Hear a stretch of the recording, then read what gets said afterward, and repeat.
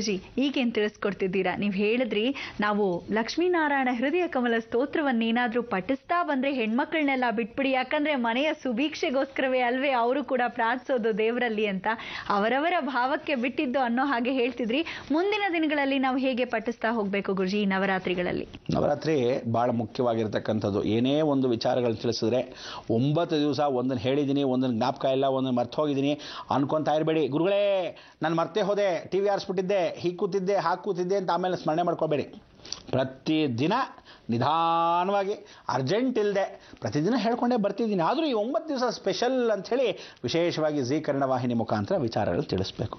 ಪಾಪ ಅವ್ರಿಗೂ ಹೆಸರು ಬೇಕಲ್ವೇ?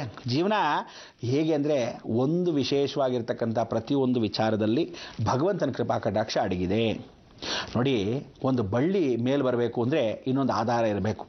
ಹಾಗೆ ಆ ಬಳ್ಳಿ ಪಾಪ ಆಧಾರ ಇಟ್ಕೊಂಡು ನಮ್ಮ ಕಂಬವನ್ನು ವಿಶೇಷವಾಗಿ ಹತ್ಕೊಂಡು ಹೋಗ್ತಾ ಇದೆ ಈ ಮರವನ್ನು. ಇದೇ ಬೃಹತ್ ಬ್ರಹ್ಮಾಂಡ ಕಾರ್ಯಕ್ರಮ ಜೀವನದಲ್ಲಿ ನೀವೆಲ್ಲ ಆಧರಿಸಿರ್ತಕ್ಕಂಥ ವಿಚಾರ. ಹಬ್ಬ ಅಂತ ಓಡ್ ಬಂದು ಏನು ಮಾಡ್ತೀರಾ? ಇಂಥ ಮರದ ವೃಕ್ಷದ ಕೆಳಗೆ ಸನಾತನ ಧರ್ಮ ಕಲ್ತ್ಕೊಳ್ಳೋಣ ಅಂತ ನಿಮ್ಮ ಅಪೇಕ್ಷೆ. ಏನಂತೀರಾ? ಅದಕ್ಕೆ ಲಕ್ಷ್ಮೀನಾರಾಯಣ ಹೃದಯ ಕಮಲ ಸ್ತೋತ್ರವನ್ನು ಜ್ಞಾಪಕ ಇಟ್ಕೊಂಡು ಕೇಳ್ಕೊಳ್ಳಿ. ಮೊದಲನೇ ದಿವಸ ಒಂದ್ಸಲಿ 1 hour ಇಡಿಸೋದಪ್ಪ. ಸ್ವಲ್ಪ ಪ್ರಾಕ್ಟೀಸ್ ಜಾಸ್ತಿ ಆಗ್ತಾಯಿದ್ರೆ 3/4 ಅವರಲ್ಲಿ ಮಾಡಿಸ್ಬೋದು. ಏನಂತೀರಾ? 45 minutesಲ್ಲಿ ಟಕ ಅಂತ ಮುಗಿಸ್ಕೋಬೋದು. ಬಾಯಿ ಒಳ್ಳಬೇಕಲ್ಲ, ಇಲ್ಲ ನಿಧಾನಕ್ಕೆ ಅಂದರೂ ಕನಿಷ್ಠ ಪಕ್ಷ ನಿಧಾನಕ್ಕೆ ಹೆಂಗೆ ಹೇಳ್ಕೊಂಡು ಕಷ್ಟಪಟ್ಟು ಮಾಡಿದ್ರು 1 hour.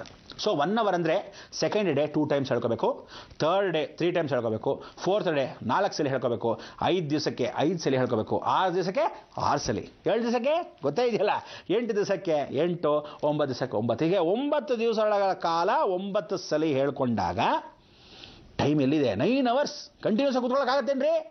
ಶ್ರಮ ದುಡ್ಡು ಬೇಕು ನಿಮಗೆ. ಜೀವನದಲ್ಲಿ ಒಳ್ಳೆ ಗಂಡ ಬೇಕು ಎಷ್ಟೋ ಹೆಣ್ಣುಮಕ್ಕಳಿಗೆ, ಎಷ್ಟೋ ಹೆಣ್ಣು ಮಕ್ಕಳು ಬೇಕಾಗಿದೆ, ಎಷ್ಟೋ ಒಳ್ಳೆ ಸೊಸೆದ್ರು ಬೇಕು, ಎಷ್ಟೋ ವಿಶೇಷವಾಗಿರ್ತಕ್ಕಂಥ ಸಂತಾನ ಅಭಿವೃದ್ಧಿ ಆಗಬೇಕು. ಜೀವನದಲ್ಲಿ ಲಕ್ಷ್ಮೀನಾರಾಯಣ ಅಂತ ಗಂಡ ಹೆಂಡತಿ ಬಾಂಡಿಂಗ್ ಜೀವನದಲ್ಲಿ ಎಷ್ಟೋ ಜನ ಗಲಾಟೆಗಳು ಮಾಡ್ಕೊಂಡಿದ್ದಾರೆ. ಪಾರ್ವತಿ ಪರಮೇಶ್ವರ ಥರ ಲಕ್ಷ್ಮೀನಾರಾಯಣ ಥರ ಒಳ್ಳೆ ಚೆನ್ನಾಗಿರೋಣ. ಇನ್ನೊಂದು ತಿಳ್ಕೊಳ್ಳಿ, ತಪ್ಪು ತಿಳ್ಕೊಬೇಡಿ. ಪಾರ್ವತಿ ಪರಮೇಶ್ವರ ಗಲಾಟೆ ಮಾಡಿದ್ರು ಭಾಳ ಚೆನ್ನಾಗಿ ಸೇರಿರ್ತಾರೆ. ಅವರು ಡ್ಯಾನ್ಸ್ ಆಡಿದ್ರೆ ಸಾಕು, ಸಾಕ್ಷಾತ್ತು ಪರಮೇಶ್ವರಂಗೆ ಬೇಜಾರಾಗೋದ್ರೆ ಇವಳು ಡ್ಯಾನ್ಸ್ ಆಡೋಕ್ಕೆ ಶುರು ಮಾಡ್ತಾಳೆ. ಆ ಡ್ಯಾನ್ಸಲ್ಲಿ ಹಾಳಾಗೋಲಿ ನಾನು ಡ್ಯಾನ್ಸ್ ಆಡ್ತೀನಿ ಶುರು ಮಾಡ್ಬಿಡ್ತಾನೆ ಪರಮೇಶ್ವರ. ಸರಿ, ಅವಳು ಕೋಪಿಸ್ಕೊಂಡಾಗ ಇವನು ಸಂತೋಷ ಪಡಿಸ್ತಾನೆ, ಇಲ್ಲ ಇವಳು ಕೋಪ ಪಡಿಸ್ಕೊಂಡು ಅವಳು ಸಂತೋಷ ಪಡ್ತಾಳೆ. ಆದರೆ ರಿಯಲ್ ಲೈಫ್ ಅನ್ನೋದು ಪಾರ್ವತಿ ಪರಮೇಶ್ವರನ್ ಥರ ಇರಬೇಕು. ತಿಳ್ಕೊಳ್ಳಿ, ಜಗಳ ಮಾಡಿದ್ರೆ ಸಾಯಂಕಾಲ ಹೊಂದ್ಕೊಂಡು ಹೋಗಬೇಕು. 24 ಗಂಟೆ ಕೈಯಲ್ಲಿ ಕೈ ಹಾಕ್ಕೊಂಡು ನನ್ನ ಹೆಂಡತಿ ತ್ರಿಪುರ ಸುಂದರಿ ಅಂತ ಊರೆಲ್ಲ ಸುತ್ಕೊಂಡು ಬರೋದಲ್ಲ. ಎಷ್ಟೋ ಜನ ಇದ್ದೀರಾ ಗಂಡಂದ್ರು, ಹೊರಗಡೆ ಕೂಡ ಹೆಗಲ ಮೇಲೆ ಕೈ ಹಾಕೊಂಡು ಹೋಗ್ತೀರಾ. ಸ್ವಲ್ಪ ಡೀಸೆನ್ಸಿ ಕಲ್ತ್ಕೊಳ್ರಿ. ನಿಮ್ಮ ಯೋಗ್ತೆಗೆ ಅಷ್ಟು ಬೆಂಕಿ ಹಾಕ್ತಿ ಎಲ್ಲೂ ಓಡೋಗಲ್ಲ ಅವಳು. ಯಾವತ್ತಿದ್ರು ನಿಮ್ಮ ಹೆಂಡತಿ ನಿಮ್ಮ ಜೊತೆನೇ ಇರೋದು, ಗಂಡನೂ ಜೊತೆಲೇ ಇರ್ತಾನೆ. ಎಲ್ಲರೂ ಮುಂದೆ ಕೈ ಹಾಕೊಂಡು ಹೋಗುವಂಥ ಓವರ್ ಆ್ಯಕ್ಟಿಂಗು ಇದೆಲ್ಲ ನಾಟಕಗಳು ಬಿಟ್ಬಿಡಿ. ಯಾವತ್ತು ಜೀವನದಲ್ಲಿ ಉದ್ಧಾರ ಆಗಲ್ಲ. ತಿಳ್ಕೊಂಡ್ರಿ? ಅರ್ಥ ಆಯ್ತಾ?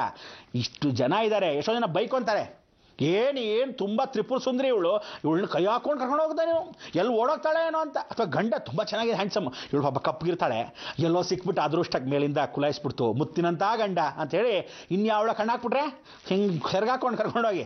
ಅಯ್ಯೋ, ನೀವುಗಳಿದ್ದೀರಲ್ಲ, ನಿಜಕ್ಕೂ ಹೇಳ್ತೀನಿ ಕೇಳಿ, ಹಣೆ ಬರ ಹೇಗಿರುತ್ತೋ ಹಾಗೆ ವಿಧಿ ಬರಹ. ಆ ವಿಧಿ ಬರಹದಲ್ಲಿ ನೀವು ಕೇಳ್ಕೋಬೇಕಾದ್ರೆ ಭಗವಂತನ ಹತ್ರ ಕೈ ಹಾಕ್ಕೊಂಡ್ರೆ, ಕೈ ಹಿಡ್ಕೊಂಡು ಹೋದರೆ, ಹೆಗಲ ಮೇಲೆ ಕೈ ಹಾಕ್ಕೊಂಡ್ರೆ 24 ಗಂಟೆ ಅಲ್ಲೇ ಬಿದ್ದಿರಲ್ಲ. ಅರ್ಥ ಆಯ್ತಾ? ಜೀವನನೂ ಹಾಗೇನೆ, ಪ್ರತಿ ಸಲಿನೂ ಯಾವತ್ತೂ ಆಧಾರವಾಗಿರ್ತಕ್ಕಂಥ ಈ ಸ್ತಂಭ. 9 ದಿವಸಗಳ ಜೀವನ ಗಂಡನಿಗೆ ಹೆಂಡತಿ ಆಧಾರ, ಹೆಂಡತಿಗೆ ಗಂಡ ಆಧಾರ. ಆ ಲಕ್ಷ್ಮೀನಾರಾಯಣ ಹೃದಯ ಕಮಲ ಸ್ತೋತ್ರವನ್ನು ಹೇಳ್ಕೊಳ್ಳಿ. ನವರಾತ್ರಿಯಲ್ಲಿ ಪ್ರಥಮ ದಿವಸ ಇವತ್ತು ಶೈಲಪುತ್ರಿಯ ದಿವಸ ಕುಮಾರಿ ಪೂಜೆಯನ್ನು ಮಾಡಿದ್ದೀವಿ. ಬಹಳ ಸಂತೋಷವಾಗಿರ್ತಕ್ಕಂಥ ಜಗನ್ಮಾತೆ ಕೌಮಾರಿ ಸ್ವರೂಪದಲ್ಲಿ ಪೂಜೆ ಪುನಸ್ಕಾರ ಮಾಡಿ ನವರಾತ್ರಿಯನ್ನು ಪ್ರಾರಂಭಿಸಿದ್ವಿ. ಇಂಥ ಒಂದು ಪ್ರಾರಂಭ ಮಾಡಿದ ಮೇಲೆ ಮೂಲ ಮಂತ್ರ ಹೇಳ್ಕೊಳ್ಳಿ. ಮೂಲ ಮಂತ್ರವನ್ನು ಇವತ್ತಿನಿಂದ ಪ್ರತಿ ದಿವಸ 9 ಸಲ ಹೇಳ್ಕೊಳ್ಳಿ. ಹೇಳ್ಕೋಬೇಕಾದ್ರೆ 9 ಹೂಗಳು ಇಟ್ಕೊಳ್ಳಿ. ಲಕ್ಷಣವಾಗಿ 9 ಹೂ ಇಟ್ಕೊಂಡು, ಹೂ ದೇವ್ರ ಮೇಲೆ, ಮಂತ್ರಾಕ್ಷತೆ ಒಂದು ತಟ್ಟೆ ಒಳಗೆ, ಹೂ ದೇವ್ರ ಮೇಲೆ, ಮಂತ್ರಾಕ್ಷತೆ ಒಂದು ಸಲ, ಅಂದರೆ 1 ಸಲ ಹೇಳ್ಕೊಂಡ ಮೇಲೆ ಹೂ ದೇವ್ರ ಮೇಲೆ ಹೋಗಬೇಕು.